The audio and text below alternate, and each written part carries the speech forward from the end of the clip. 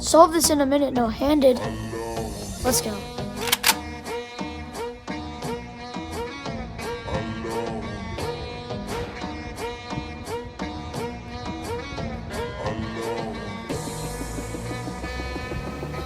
So in the beginning, I felt pretty confident, but things started going downhill fast.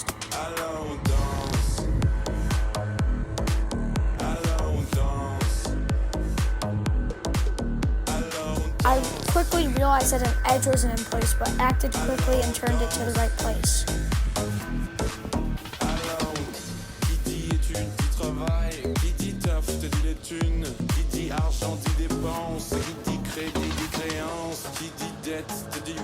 At this point, it got kind of stressful, but I hung in there.